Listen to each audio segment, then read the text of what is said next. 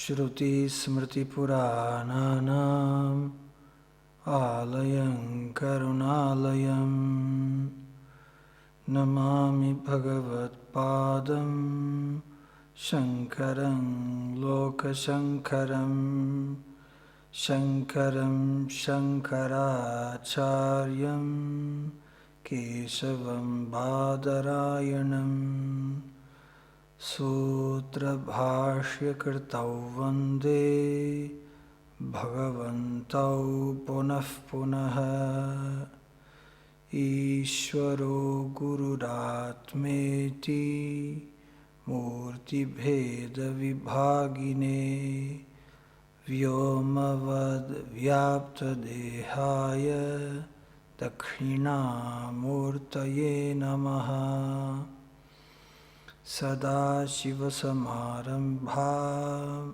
Shankaracharya Madhyamam Asmadacharya Paryantam Vande Guru Paramparam Om Sahana Bhavatu Sahanau Bhunaktu Sahaviryam Karavavahai Tejasvinavadhetamastu ma vidvishavahai. Om Shanti Shanti Shanti. Vedanto Jnanadiposti Tamo Nashana Krityataha Samsara Moksha Kritchaiva Vedantaya Namo Namaha. Sarva Vedanta Siddhanta Sarva Vedanta Siddhanta Gocharam Tamagocharam Gocharam Tamagocharam Govindam Paramanandam Govindam Paramanandam Sadgurum Pranatosmyaham Sadgurum Pranatosmyaham.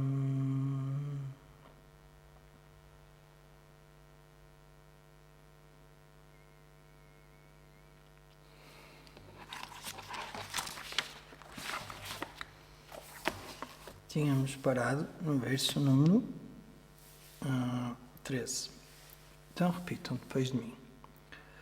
Arthasya nishchayo drishtaha Arthasya nishchayo drishtaha Vicharena hitoktitaha Vicharena hitoktitaha Nasnanena nadanena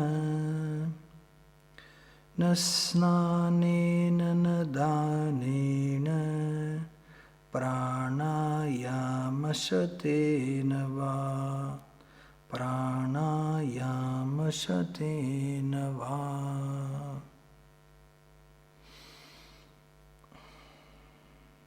Nishchaya, a determinação, a conclusão, o entendimento claro. Arthasya, Artha que é a realidade, da realidade que é o objetivo, é conhecer a realidade. Drashtaha é visto, acontece. Com vicharena, com vichara. Vichara é a análise discriminativa, que é o estudo Vedanta. Hitoktitaha, das palavras de Hita Guru, do Guru, que é a pessoa que quer o bem.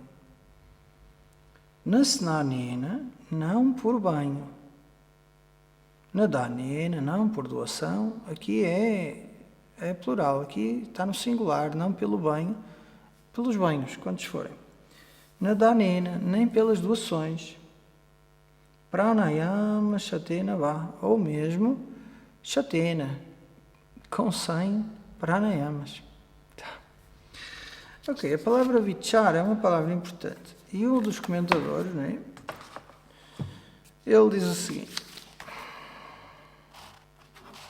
sobre a palavra vichara. Eu vou ler para vocês verem como é bonito. Vichara cha artha yathatmya nishchayanukulaha manasaha vyaparaha. Vyaparaha, uma atividade, manasaha da mente. Tá? Qual é a primeira coisa que se conclui daqui? Há que pensar. Há que desenvolver um gosto pelo pensamento. Não é para ficarmos a cantar Hare Krishna, Krishna Krishna, Hare Hare, Hare Rama, Rama Rama, Hare Hare. Isso produz um efeito, é bom. A mente fica sátrica, gera devoção. Mas se a pessoa só fizer isso a vida toda, emborrece a sua mente. Estão a entender? Nem ninguém gosta de ficar emborrecido, né? Então, a disciplina do pensamento é algo importante. Não só para o Vedanta, para tudo nas nossas vidas. A disciplina do pensar. Pensar de forma lógica e concreta. Né? E algumas pessoas dizem assim, professor, mas eu gosto de sentir. Ok, sentir é outra área, a área dos sentimentos, a área das emoções, das sensações, certo?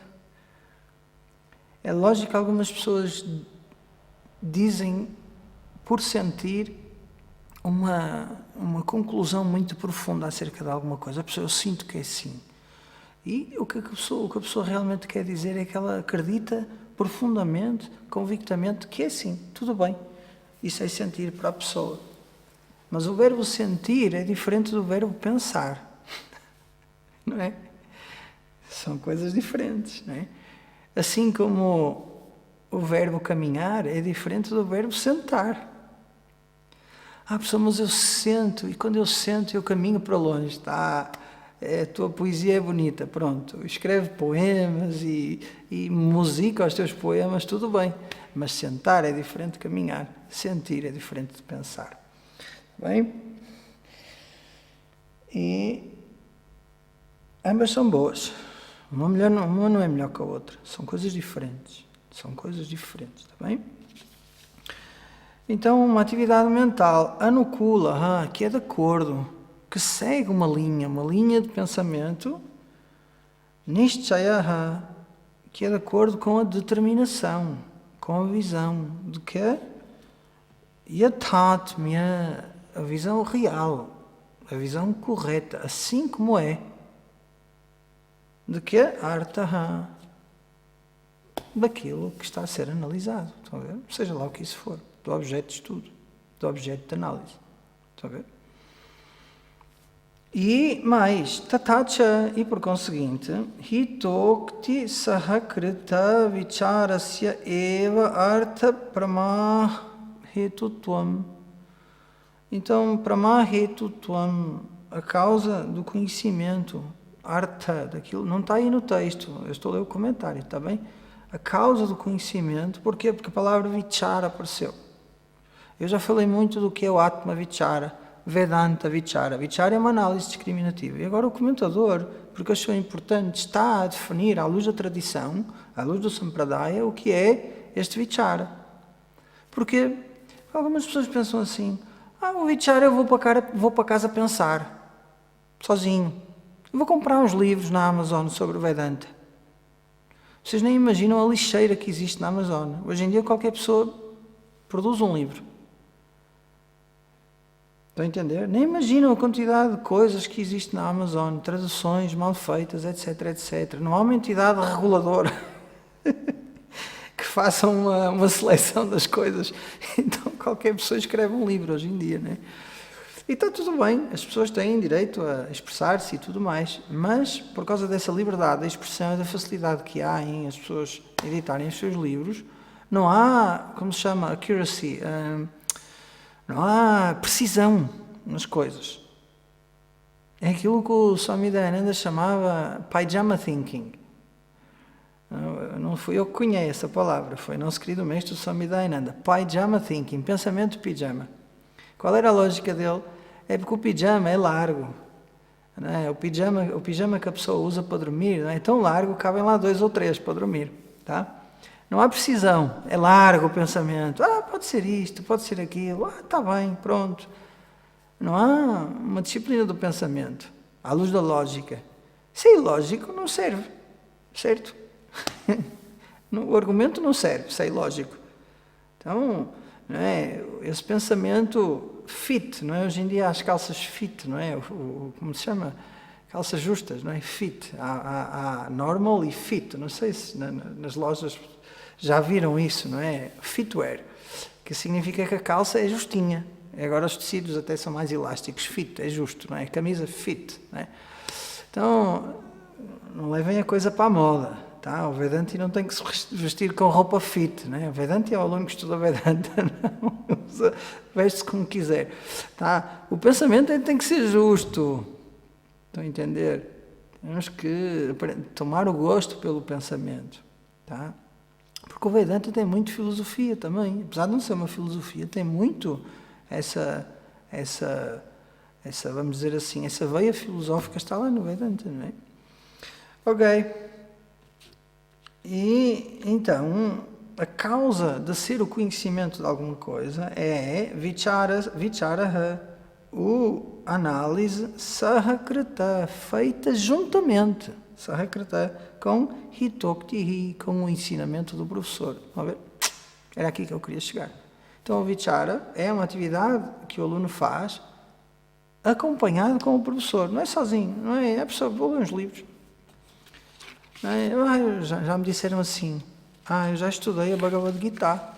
E eu, uau, nossa. Quando eu ouço isso, eu penso assim, se a pessoa realmente estudou a Bhagavad Gita é um dos tratados mais importantes, não só de Yoga, mas também de Vedanta, é de reverenciar, são 600 versos, é difícil, é um percurso. Nós demoramos 3 anos para estudar ao ritmo de uma aula por semana. E então é um estudo sério.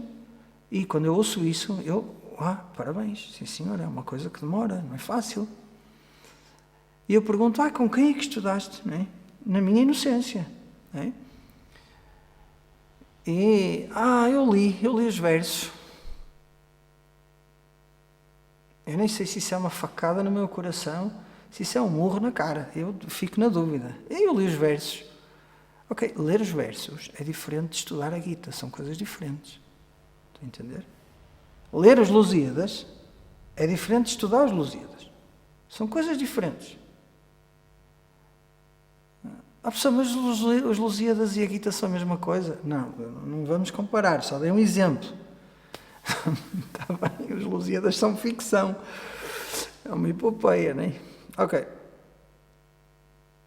Então, o comentador achou importante frisar este ponto. Porquê? Porque o aluno tem a tendência, para mais nos dias de hoje, de ser, professor, o meu mestre é o YouTube e o Google. E agora o ChatGPT, não é? A inteligência artificial. Pronto. Qualquer dia somos substituídos. O ChatGPT vai começar a dar aulas, não é? Pronto. A pessoa escreve lá, explique a Bhagavad Gita. E lá a inteligência artificial começa a debitar. Não é? O que a inteligência artificial faz é vai buscar tudo o que já leu a todos os lugares que ela conseguiu ler, aos quais houve acesso por parte dos servidores, e depois debita aquilo. Aquilo está cheio de erros. Está cheio de erros. Se querem um assunto específico de alguma coisa, aquilo não serve. Aquilo serve para enganar as pessoas. Talvez para a programação sirva e outras áreas assim específicas, mas para o Vedanta não serve. Não serve mesmo. E então, o estudo Vedanta é para ser feito com o professor, ponto final, parágrafo. Professor, mas não há mais. Não há mais, é assim. É assim agora, sempre foi assim. Ponto final, parágrafo. Porquê? Porque a margem para erro e a margem para a pessoa se despistar a meio do caminho é enorme. Vocês nem imaginam, é enorme. Mesmo pessoas com um professor não entendem o que fará sem professor. Mesmo com professor não entendem o que fará sem professor. E é por isso que agora nós vamos entrar num tópico muito importante, que é o tópico das qualificações, precisamente para que o entendimento aconteça. A culpa não é do Vedanta, a culpa é sempre culpa, não. A falha não é do Vedanta, a falha é da pessoa. Então a pessoa tem que eliminar as falhas. Então eu queria dizer isto sobre o Vichara, que eu sei que era importante quando estava a ler o comentário à obra, não é? E dito isto, agora o autor vai falar sobre as qualificações a partir deste verso. Se bem que no verso seguinte faz um pequeno desvio. Talvez ele tenha lembrado de alguma coisa, não é? Vou iniciar um novo tópico. E depois iniciou e pensou assim, não, falta falar daquilo. E voltou atrás um bocadinho, mas depois vai encarrilar. Então vamos ler o verso número 14. Adhikarinamasaste Adhikarinamasaste Phalasiddhir Visheshataha Phalasiddhir Visheshataha Upaya Deshakaladhyaha Upaya Deshakaladhyaha Santyasmin Sahakarinaha Santyasmin Sahakarinaha. Então, vamos quebrar as palavras. Adhikarinam, depois Ashaste, depois Phalasiddhi e depois Visheshataha. Ok, esta é a primeira linha. Phalasiddhi, Siddhi, a realização, conseguir, o alcançar. Siddhi significa a perfeição em alguma coisa, conseguir alguma coisa. Siddhi é uma realização. Phalaha, do resultado. Qual é o resultado do Vedanta? Moksha. Então, Phalasiddhi é moksha. Moksha é o quê? Jnanena, eva moksha. É na forma do conhecimento. A pessoa ganhou a visão, está livre do samsara. Moksha é isso. Ou mukti.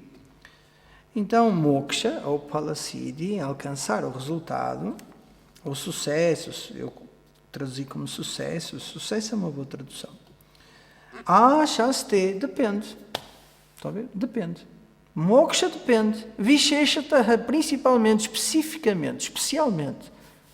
De quê? Adhikarinam. Adhikari é aquele que tem adhikara. Adhikara, yasyasti adhikari. Adhikarinam, do adhikari. Depende do adhikari. Quem é um adhikari? A pessoa elegível. Adhikara é elegibilidade, capacidade, preparo. A pessoa está preparada. Imaginem que vocês querem correr meia maratona. Nunca correram uma meia maratona. São 20 e tal quilómetros, eu penso. 22, 24, assim uma coisa. O que é que têm que fazer se nunca correram? Preparar-se. Todos os dias correr um pouquinho. 5 quilómetros, depois 10 quilómetros, depois 12 quilómetros, depois eventualmente 15 quilómetros. Ficar aí um tempo, habituar-se, e até que a pessoa conseguiu pela primeira vez fazer 22 quilómetros e depois tem que descansar 3 dias porque é uma estupada. Massagens, óleos, mais não sei o quê, proteínas e tal, e depois a pessoa ao fim de uma semana já consegue correr dia sim, dia não, 22 quilómetros. Demora um tempo para se preparar, para correr uma meia maratona. Mais tempo demora para correr uma maratona. Mais é preciso praticar, mais é preciso a pessoa preparar-se, alimentação, etc, etc, etc. Para tudo na vida é necessário adhikara, preparação, elegibilidade. Estão a ver? Para tudo na vida. O Vedanta não é diferente. Então, a preparação para o Vedanta é o tópico dos próximos versos que aí vêm. Chama-se isso Adhikaritvam, ou Yogyata. Yogyata, elegibilidade, Adhikaritvam, preparação. Tá? E o aluno tem que ter isso. O aluno tem que ganhar essa preparação. Tá? Nos versos anteriores já foi falado assim, muito por alto, de forma não específica, sobre o que é necessário para o Vedanta. Mas agora o autor, tal e qual como no Tattva-bodha, vai especificamente falar de todas as qualificações necessárias que tornam a pessoa preparada para o conhecimento. Então, depende principalmente da preparação, moksha, ou seja, do adhikari. O adhikari é a pessoa preparada, moksha depende do adhikari, ou seja, é mais importante a pessoa preparar-se do que, vamos ler na próxima linha, upayaha, os meios, ou as disciplinas, deixa kala adhyaha, como deixa, espaço, lugar, kala, tempo, adhyaha significa etc. Adi, pada, significa etc, já vamos ver quais são. Santi, são, sahakarinaha, são disciplinas acessórias, disciplinas complementares, disciplinas secundárias. Sahakari significa secundário. Aquilo que vai com a causa, aquilo que vai com o que faz, por exemplo. Não é? E o que é que isso quer dizer? Quais são as causas ou os meios, vamos dizer assim, secundários? Não é? Por exemplo, um deles é deixa, o lugar. É preciso estar na Índia para estudar Vedanta? Não é? Está a ver? É preciso estar presencial para estudar Vedanta? Não é. Podemos estar online, hoje em dia é diferente. É preciso ir para os Himalaias ou para uma cave? Não, não é. Estão a ver? É secundário. De que adianta a pessoa ir para o Gurukulam? O Gurukulam é a família do Guru, ou seja, a casa do Guru, lá na Índia, onde eu estudei, professor Glória, e outras pessoas foram estudar para lá intensivamente e extensivamente. É necessário estar lá? Não, não é. Aliás, se a pessoa não estiver preparada, se não tiver adhikara, preparação, ir para lá é contraproducente. Não é?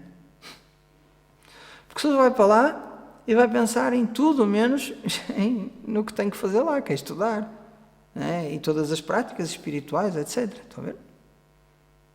Então pode ser contraproducente se a pessoa não estiver preparada. Não é? E, por exemplo, se há silêncio ou não, quando a pessoa estuda Vedanta, vou ouvir a aula, mas a criança, o bebê, está a fazer barulho, a brincar. Ok. Se a pessoa estiver preparada, nem ouve o bebê. Nem ouve o bebê. Vocês vão ver, à medida que a vossa arte em fazer japa e meditação no mantra for aumentando, vocês vão desenvolver um foco tal que, se estiverem focados a fazer alguma coisa, não ouvem o que está a passar à vossa volta. Não ouvem. Desenvolvem um tal grau de concentração e de foco que a pessoa fica ali absorvida. Tal e qual como quando estamos a ver um filme, não é? E dizem alguma coisa e simplesmente nem ouvimos. Nem ouvimos, nem uma voz ecoou nas nossas mentes. Tá? Está a ver? Então o silêncio é um meio. É o silêncio, a calma à nossa volta, a falta de agitação. São coadjuvantes, estão a ver? São causas, são meios secundários que ajudam. Não é? Eu estive a pensar assim em alguns, não é? Por exemplo, a saúde, não é? A pessoa ter saúde ou não. É determinante a pessoa ter saúde? Não é determinante. Verdadeiramente determinante são as qualificações, sobre as quais iremos falar a seguir. Isso é que é importante. Então o aluno tem que ter essas qualificações. Não é? Depois, eu lembrei-me também o estudo do sânscrito, por exemplo. O estudo do canto védico. É determinante? Não é determinante. É coadjuvante. São palavras diferentes. Alguns de vocês, né, não têm uma família que vos suporta no vosso estudo, que vos abençoa no vosso estudo. Suportar, se calhar até suportam, não é? Eu suporto que tu estudes. Pronto, eu aguento, não é? Quando eu referi a palavra suporte, era mesmo o significado direto, que é, a pessoa suporta, não é? Dá um suporte, permite e facilita, não é? Mas a maior parte de vocês, se calhar em casa, não há esse suporte. Há outro suporte, não é? Eu suporto, tu estudas isso. Não é? Eu aguento. Não é? Não é? Isso é secundário também. O mais importante é a pessoa ter o seu cantinho e estudar. Se o marido ou a mulher gosta ou não gosta, isso é problema deles. Não é? Isso é problema deles. É um problema que eles têm que resolver. Não é? Então vejam, tudo isto são práticas acessórias, como por exemplo fazer a puja de manhã, etc, etc. Vai ajudar? Vai. É determinante? Não. Se a pessoa já tem as qualificações, então não precisa dessas coisas todas que vão suportar o estudo, porque vão ajudar o estudo, porque a pessoa já está preparada para o estudo. Então o Vedanta entra como uma luva. Geralmente essas pessoas beneficiam muito do Vedanta. Estão a ver? Então um verso muito bonito que está a preparar o terreno, basicamente, para o autor falar sobre as qualificações. E agora, tal como eu vos disse, neste próximo verso, o verso número 15, o autor volta um bocadinho atrás e fala outra vez do vichara. E fala do guru, é um verso muito importante. Talvez por isso ele tenha se lembrado. Então vamos ler o verso número 15. Ato vicharah kartavyah Ato vicharah kartavyah Jignasoratmavastunah Jignasoratmavastunah Samasadyadaya sindhum Samasadyadaya sindhum Gurum Brahma Vidutamam Gurum Brahma Vidutamam Ataha, portanto,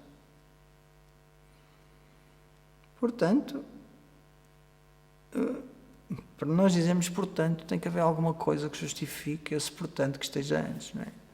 E o que é que será isso que está antes, que justifica o portanto? Porque sem Vedanta, o samsara continua. E a vida da pessoa vai continuar a ser uma vida miserável, produzindo sofrimento para si e para os demais. Ataha, portanto, estão a ver? Este é o portanto. Vichara, estão a ver a disciplina do pensamento? É isto que eu vos digo, é esta disciplina. Nós pensarmos. Eu estou todos os dias em contacto com o Shastra, com grandes mentes. Não é? Há uma educação do pensamento. E quando eu digo educação não é doutrinar, não. No Vedanta não há doutrinação. No Vedanta há questionamento. O aluno tem dúvidas, questiona. Todas as dúvidas são bem-vindas. E isso é uma graça. Então não há um doutrinamento. É sim, ponto final, não há perguntas. Não, jamais um professor de Vedanta tradicional vai fazer isso. O professor de Vedanta é, acima de tudo, um explicador. Explica as coisas. Revela o que tem que ser revelado e explica com exemplos, com lógica, etc. Então, portanto, vichara, o inquérito, a análise discriminativa, a verdade, kartavya, deve ser feito. Caso contrário, o samsara continua. Porque nenhuma prática tem capacidade de destruir a ignorância, a não ser o que é esta análise. O Vedanta é um pramana, um meio de conhecimento, lembrem-se disso. E só o conhecimento remove a ignorância, assim como só a luz remove a escuridão. Então o professor o que é que faz? Emprega esse pramana. E a operação do meio de conhecimento Vedanta nas mãos desse professor, que é um Sampradaya Vita, alguém que conhece o Sampradaya, o método de ensino, torna-se um meio de conhecimento. Isso é que é o vichara, estão a ver? Isso é que é o vichara. A análise, o inquérito discriminativo. Kartavya deve ser feito por quem? Jignasoho. Jignasa é o desejo por conhecer. Jnatum e cha jignasa são as palavras desiderativas. Há aquilo que é chamado duitvam. Ok, isso é gramática, não interessa. Então, jignasa, o desejo por conhecer. Jignasu é aquele que deseja conhecer. Jnatum ichuhu jignasuhu. Tasya jignasoho. Ou seja, para aquele que deseja conhecer, o que é Atma Vastunaha. Estão a ver a seguir. Vastunaha, a realidade, que é o quê? Atma, o eu. Ou a realidade do eu, ou a realidade que é o eu. Ambas as traduções também. Ou seja, vejam lá, o que é que está aqui a ser dito? Quem não quer conhecer o eu, não vai ter motivação para ir para o Vedanta. Não vai. vai querer fazer outras coisas. Professor, canta aí um kirtan para Om Namah Shivaya. Professor, faça uma meditação para a gente relaxar. Estão a ver? Não quer aula, quer outra coisa, para acalmar. Porquê? Porque a pessoa ainda não está preparada. Jignasu é aquele que deseja conhecer. Não só ele está com o desejo pela libertação, como ele já chegou, é uma pessoa informada. É uma pessoa informada, este fulano que aqui está, estamos a falar. Ele já chegou à conclusão, com a ajuda da tradição, de todos os professores, etc., que moksha não existe sem o conhecimento. Então, para esse que sabe isso, qual é o caminho? Vichara. É o caminho, é estudar, é estudo Vedanta, não é? E o que é que essa pessoa faz? Sama, sadhya, asadhya, samyak asamantant asadhya, tendo-se aproximado muito bem de quem? Dayasindhum gurum, do guru, que é Dayasindu. Sindhu é um oceano, um manancial de água. Só que aqui não é água, é compaixão. Daya é compaixão. É o nome do nosso querido mestre, Dayananda Saraswati. Está aqui, está ali. Dayananda Saraswati. Tá? Ananda é plenitude. Então aquele que tem plenitude de Ananda, de Daya, compaixão. Kripa também significa compaixão. Karuna também significa compaixão. Várias palavras para compaixão. Ok? Então, Guru. Quem é o Guru? O Guru é um acharya. Garnati Upadishati iti Guruhu. Aquele que ensina. É chamado Guru. Gukarastandakaro vairukaraastani vartakaha andakara niroditvat gururitya vidhiyate. Há um verso no Guru Stotram que diz isso. Gukaraha andakara vai. Gukaraha, kara, sílaba gu. Andakaraha é a escuridão. Vai, de facto.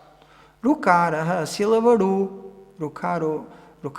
Tannivartakaha. A sílaba gu é nivartakaha, o removedor de tad que é andakara, dessa escuridão.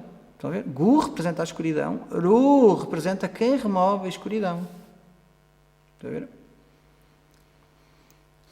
Andakara niroditvat, e porque ele remove a escuridão, andakara, escuridão, niroditvat, porque ele põe um fim a isso, tem o estatuto de pôr um fim a isso, gururiti avidyate, guru iti avidyate. Avidyate é denominado iti como guru. Está a ver? Um verso muito bonito, que fala sobre a tradição. Fala sobre o guru. E hoje, por acaso, escrevi hoje não, já escrevi o artigo há um mês, mas está lá, no Instagram. Quem é o professor de Vedanta? Então, também um pouco de luz sobre quem é o professor. Então, está lá, podem ir lá ler e ver o artigo, então. E Sama Sadhya, tendo-se aproximado, tá? Tendo-se aproximado. Como é que é este guru? Shrotriya Brahmanista. Como é que não? O que é um Shrotriya Brahmanista? Então, há um mantra da Mundaka Upanishad muito importante. Pariksha lokan karma chitam brahmanaha nirveda mayat nastya karta kartena tad vijnanartam sagurumeva abhigachet samitpanihi shrotriyam brahmanistam. Este mantra é muito importante. E o que eu quero é só esta última parte. Shrotriyam brahmanistam gurum abhigachet. A pessoa que tem vairagya, desapego, deve aproximar-se de quem? Shrotriya Brahmanista Guru. Shrotriyam, alguém que é versado em quê? No Vedanta. Isso significa o quê? Ensino tradicional de Vedanta. Significa o quê? Sampradaya Vit. Alguns no comentário da Bhagavad Gita, Bhagavan Shankaracharya diz assim: a Sampradaya Vit upekshaniya murkavat. O que é que se quer dizer? A Sampradaya Vita, aquele que não conhece o Sampradaya. Sampradaya é o quê? A tradição de ensino, o método de ensino, que permite ensinar bem Vedanta. Sem isso, o que é que essa pessoa deve fazer? O Pekshaniya, a pessoa deve evitar essa pessoa. Murkavat, como se evita um tolo. Se nós vimos alguém no meio da rua a fazer as neiras, o que é que nós fazemos? Evitamos a pessoa. Evitamos, não é? Obviamente. Porquê? Porque aquele que não conhece o método de ensinar Vedanta pode guiar a pessoa no sentido oposto ao que a pessoa precisa. Vejam, muitas das correntes do Neo-Vedanta, eu até tenho medo de falar em Neo-Vedanta, porque agora alguns de vocês já vão fazer assim na internet, Google, não façam agora, façam depois, está bem? Neo-Vedanta, o que é? E o Google vai dizer o que é Neo-Vedanta, e vão aparecer um montão de coisas a falar sobre Neo-Vedanta. Neo-Vedanta, o que é? É um conjunto iniciado, talvez em Lucknow, por um senhor chamado Papaji, e também por algumas pessoas, discípulos de Ramana Maharshi, que fazem satsangas e tentam transmitir a visão da não-dualidade com uma cena, um certo misticismo ali, mas sem saberem ensinar Vedanta. Então há satsangas.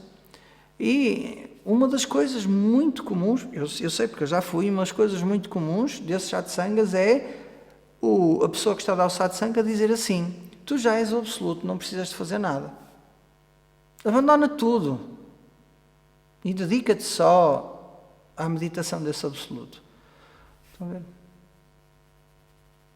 A pessoa era ignorante e foi ao satsanga para aprender. Ouve isto e fica mais confusa.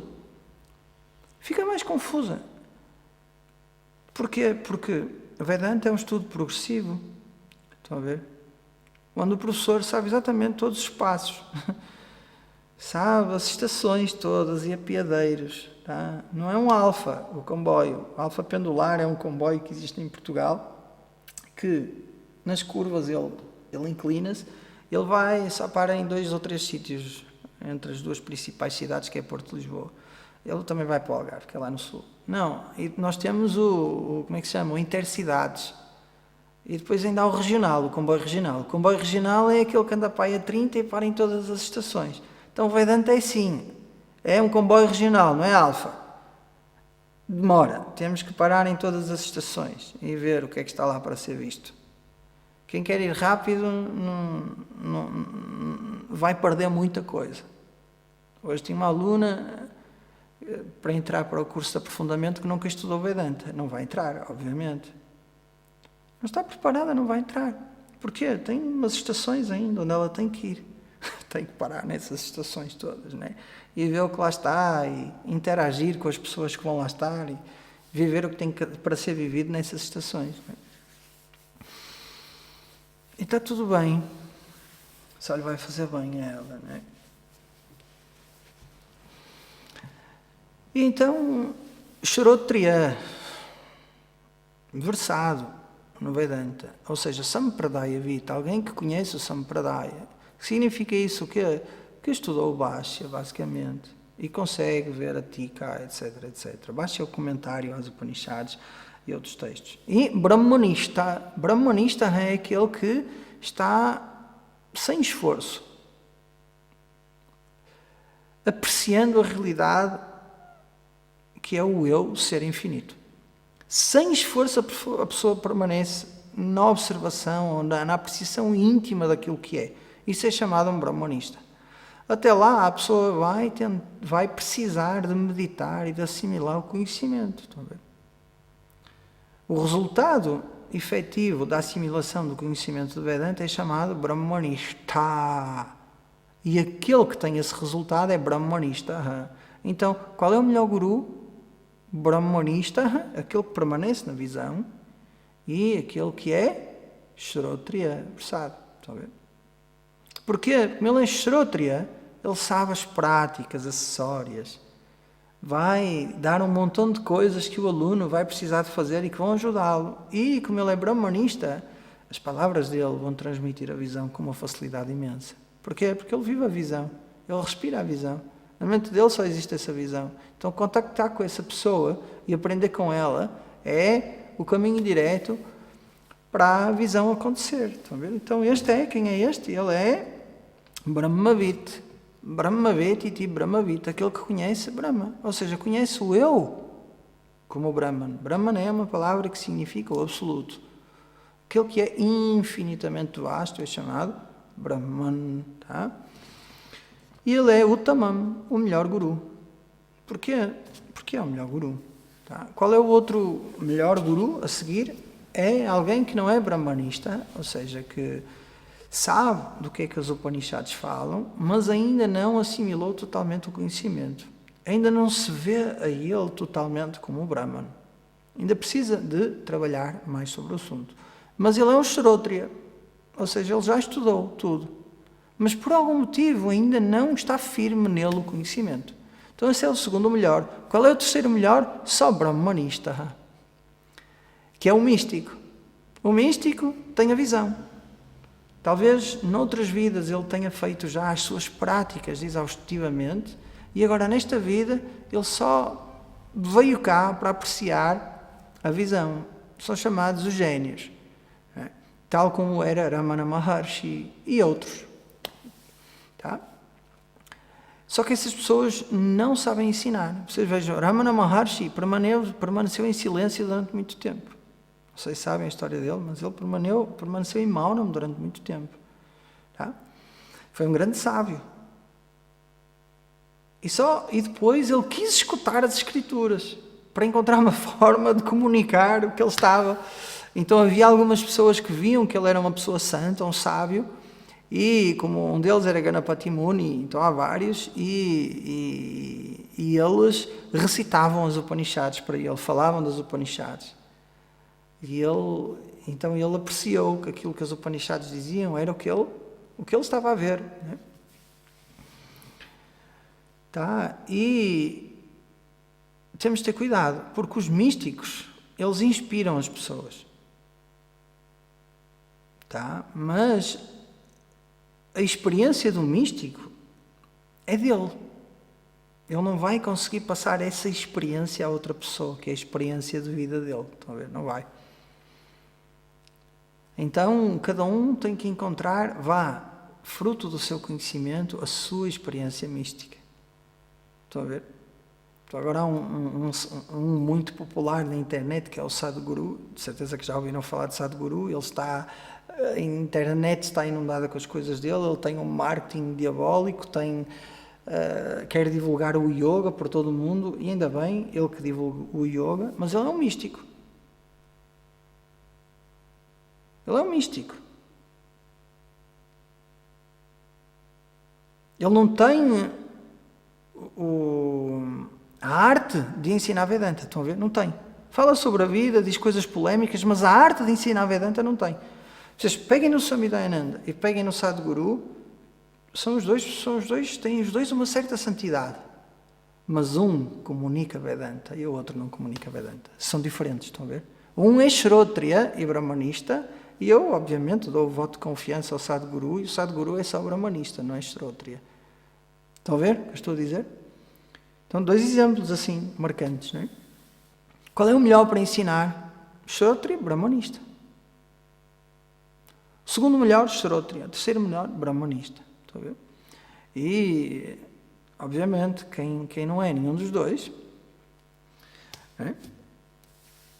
Mais vale não estar à beira dessa pessoa para estudar Vedanta, está-se à beira dessa pessoa para fazer outras coisas. Pronto, também é válido, não é? Tá?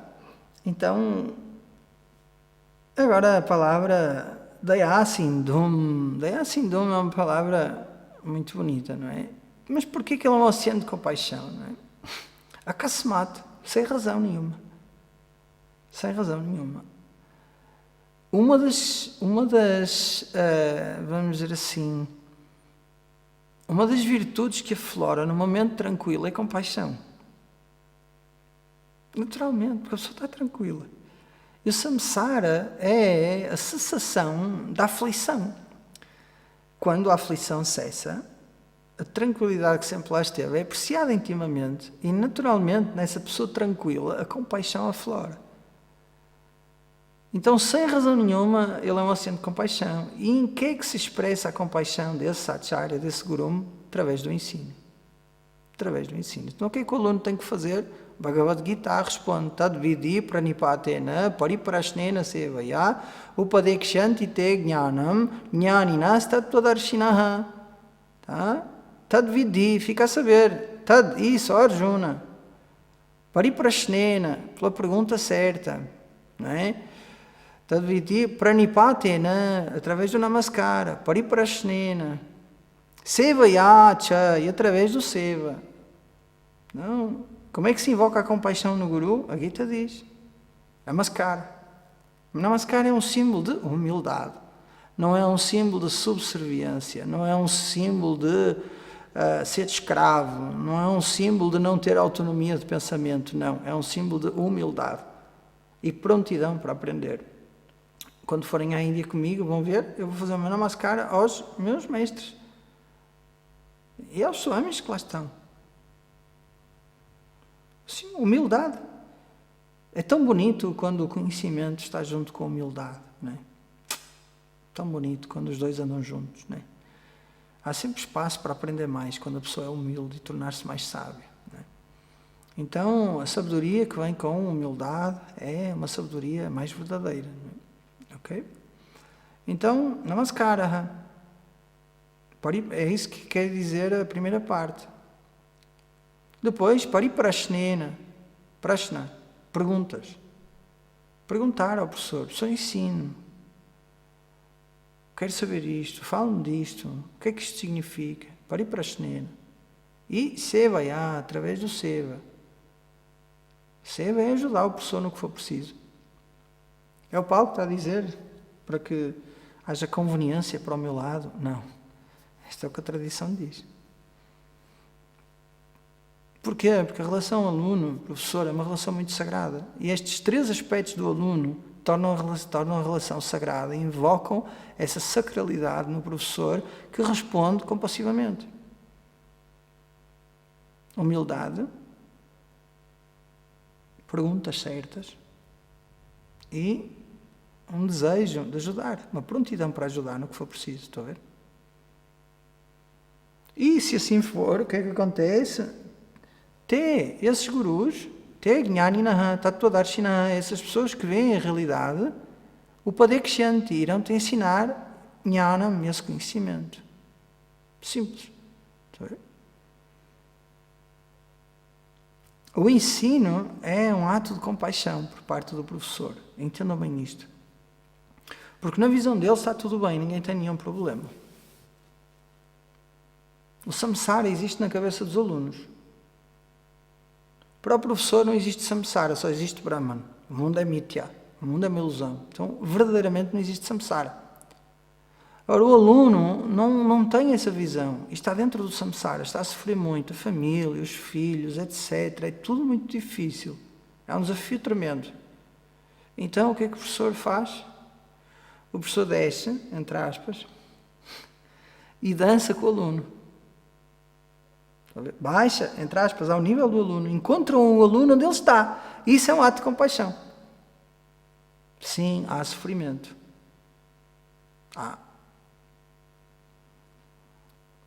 E é ao validar o sofrimento do aluno que já foi o sofrimento do professor. E o sofrimento do professor. E por aí fora. Então, ao validar esse sofrimento, ao validar a condição existencial humana que é muito sofrida, que é possível dar a mão ao aluno e ajudá-lo a caminhar. Até o entendimento claro de que a realidade é uma só, que não existe samsara. Esse entendimento, quando o aluno ganha, vê que na realidade nunca houve samsara. Isto é tudo uma expressão de Maya, é uma ilusão. Esse é o objeto do estudo. Então, é um ato de compaixão. Porque, vejam, o professor podia estar a fazer outra coisa qualquer e não ensinar. E abrir um Gurukulam é uma dor de cabeça. É trabalho desnecessário. Muitos discípulos do Swami Dayananda recusaram, mesmo o Swami Dayananda tendo pedido, olha, abra um ashram, anda para aqui ensinar, recusam. Porquê? Porque é uma dor de cabeça. Gerir os alunos todos, com os seus problemas todos, é uma dor de cabeça. E o Swami Dayananda fazia isso com uma perna às costas. Não pensem que ele era um yogi excelente e que ensinava com a perna às costas. Não, perna às costas é uma expressão que diz com muita facilidade. Tá? Muita facilidade. Ele tinha vários ashrams, vários gurukulams. Então, dá compaixão. Não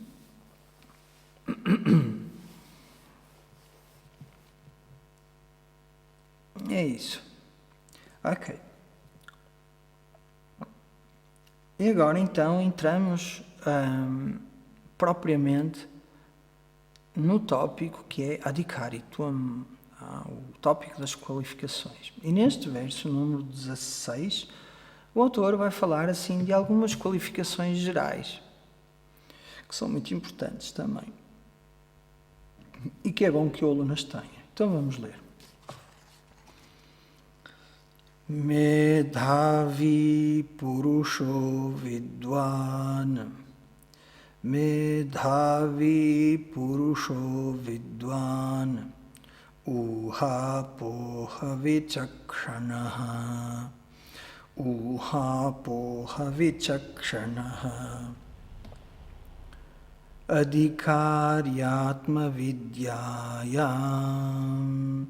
Adhikaryatma Vidyayam. Ukta Lakshana Lakshitaha. Ukta Lakshana Lakshitaha. Então, a primeira característica é Medhavi. A segunda palavra é Purushaha. Purushaha é uma pessoa, um ser humano.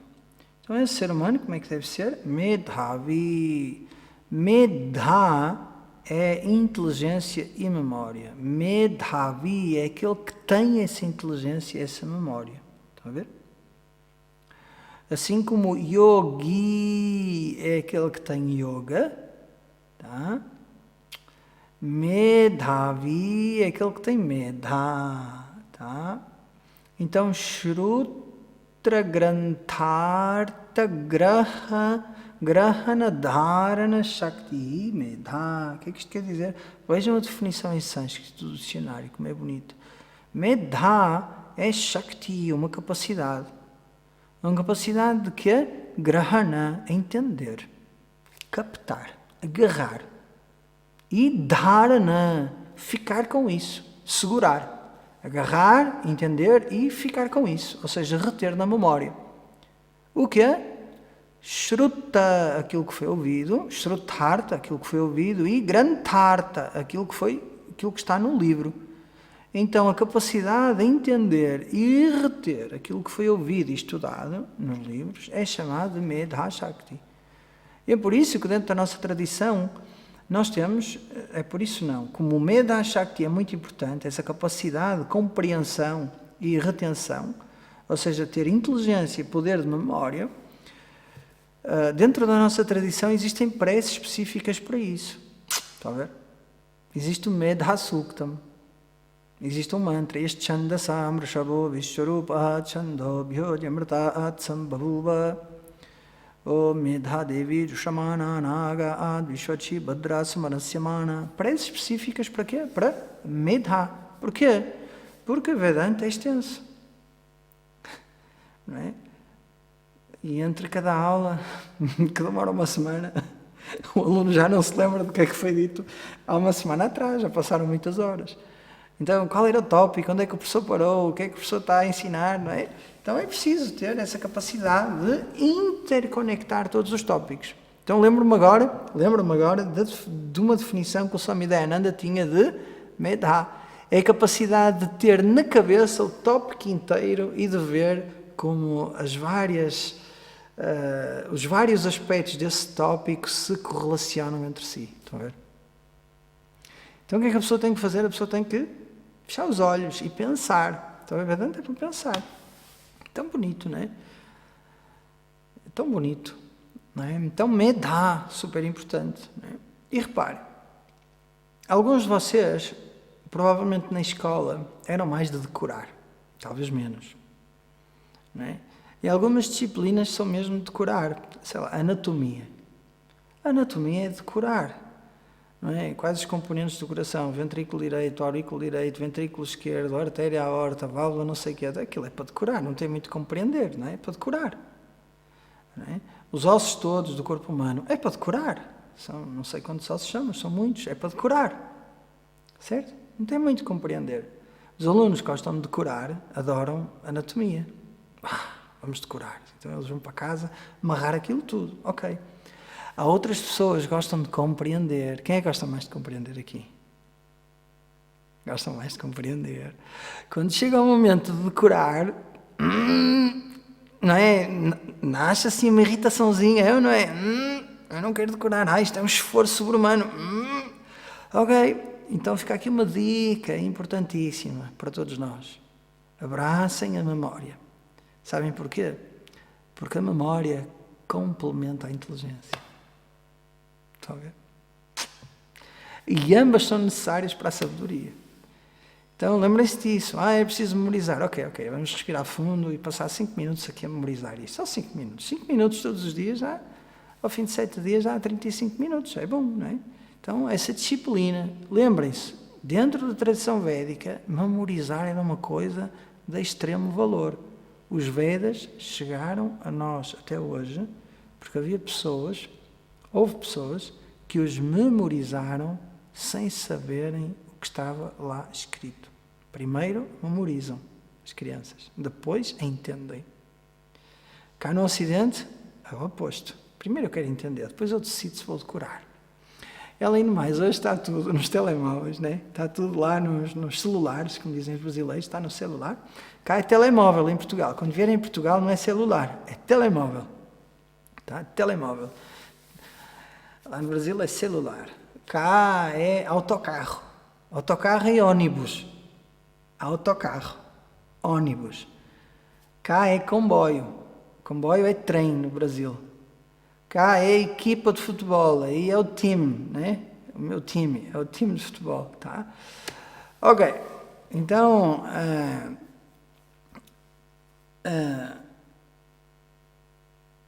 memorizar e compreender são aspectos importantes do ensinamento. Porquê? Porque no Vedanta nós temos que compreender.